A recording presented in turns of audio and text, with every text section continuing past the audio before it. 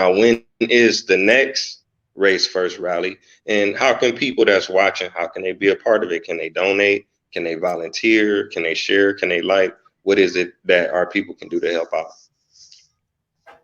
Great question. So since we've had the first Race First rally, August 16, 2020, so now Race First is developing and is morphing into its own movement. So you got the Race First movement that's taking shape now. So in terms of the rally, which is a national rally, because this year we had the rally it was scheduled to happen in 7 cities, but it did happen in 5. It was canceled in 2 due to the weather. So anybody can donate to the Race First movement by Cash App, which is the $ Race First movement, $ Race First movement, and you can donate whatever you choose to donate. And your donations go towards what? It go towards making these rallies happen in terms of the graphics, in terms of flyers. It go towards some of the Race First events leading up to the rally. So however you choose you want to help, you can help in that regard. If you want to do a rally in your city somewhere out there, if you're listening in, reach out to me directly. We can have a conversation. There is an application process just to be organized, nothing strenuous, no whole bunch of red tape, just to know who you are, things of that nature.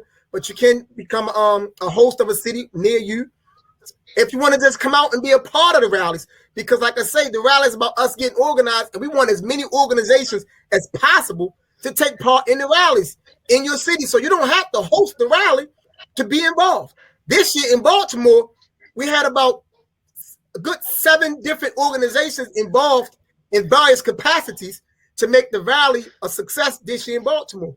And we want to duplicate that year after year after year. So the objective is for everybody to get involved in some shape, form, or fashion. So you can contact me if you want to know where a hosting city is at. You can contact me, and I can give you that information so you can move forward in the city that's nearest you. And you can donate to any one of those cities of your choosing.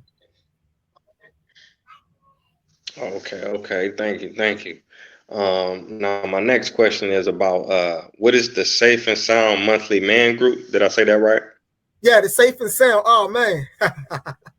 So the Safe and Sound Monthly Manhood Group, which good thing you said that because I got to get back on it.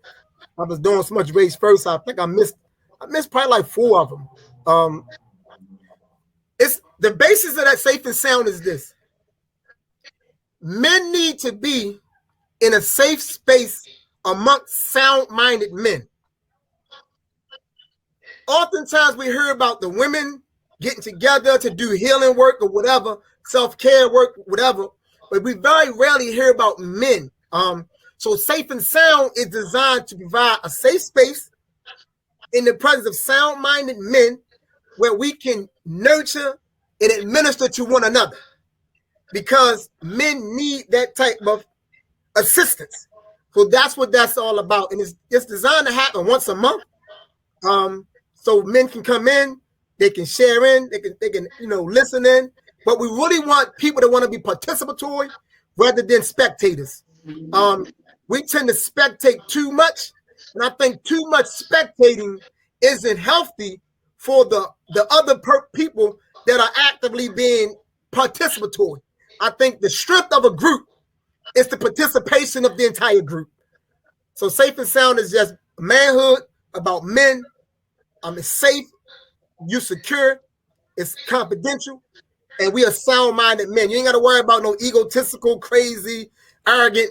None of that is happening in that space. No. Okay. Sounds amazing. I mean, a lot of times, a lot of our brothers go through a lot of trauma and a lot of things, and they don't really have an outlet, or they don't have a place where they could seek counsel, like you say, amongst sound men. You know what I'm saying? And that's something that we definitely need to see more of in the community. My next question is, I was looking at your Instagram. Now you have a book. Is this your book, The African Manhood in the 21st Century? Yes. So I wrote that book. It probably was about 3 years ago when I wrote it. But the company that I used to put it out, it wasn't the best company. I didn't like the arrangement. It was all jacked up. So I put out 100 copies 3 years ago, sold those 100 copies, then I pulled the book. And I just recently reprinted the book. I made some revisions to it, and I expanded it a little bit. So that's why I say African Manhood in the 21st Century, second edition. So I only sold 100 copies of the first edition, and I just recently redid this one and released it this past March.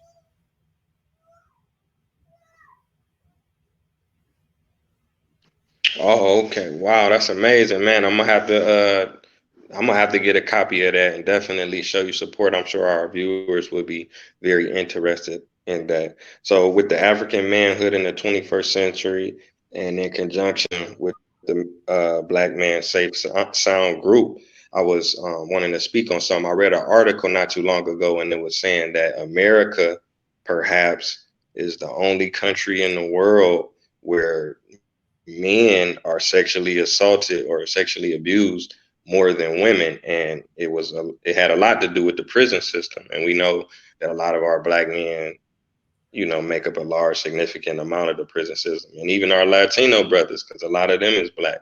So my question to you is, if we don't become proactive, if we don't create these groups, if we don't write these books, if we don't make a change, how is the Black man going to look 50 years from now, or 100 years from now, or the next century? How are we going to behave? How are we going to think? How are we going to move in America, in your opinion? Whew.